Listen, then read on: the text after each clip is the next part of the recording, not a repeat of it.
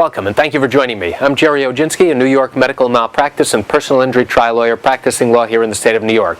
Today's video tip is how an unrecognized heart attack resulted in significant permanent injury to a young man. Here's what happened. A 34-year-old man is having chest pain and winds up going to his local emergency room. They do an appropriate workup. They draw bloods to determine whether he has elevated enzyme levels, which are usually found when somebody has had a heart attack. They also did a stress test, which literally is like an exercise test while you're attached to EKG machine that will tell the doctor whether or not you have a problem with your heart as you are exercising.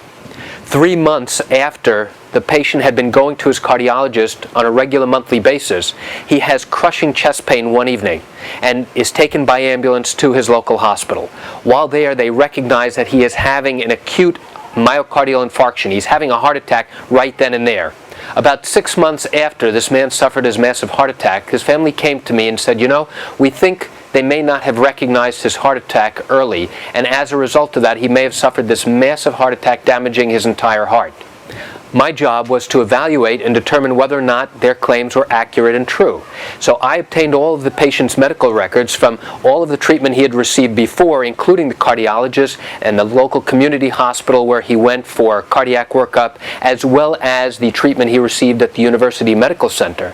And I had these records reviewed not just by one or two, by 3 separate independent experts. Each one of them concluded that there were departures from good and accepted medical care that resulted in this young man's permanent and irreversible damage.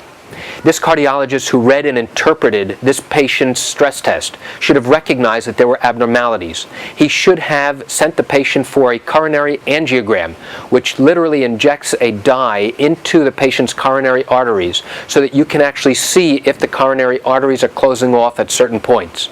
If he had done that, he would have recognized that 3 of his arteries literally were closing up. At that point, he would have had a triple bypass procedure before he ever suffered a massive heart attack.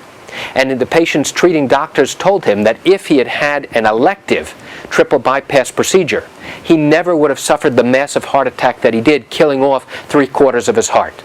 Because this young man's heart was no longer able to function and pump the blood properly, he would develop fluid buildup. He suffered kidney damage. He suffered fluid overload. This man needed to be on 40 pills of medicine a day.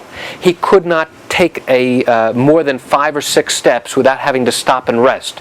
The fact that his heart could no longer function properly made him a total cripple and disabled him from doing anything useful for the rest of his life.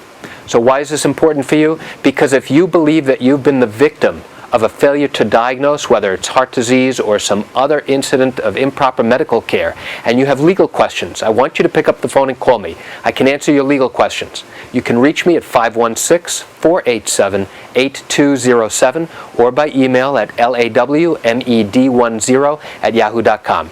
I want to thank you for joining me. I'm Gerald Oginski. Have a great day.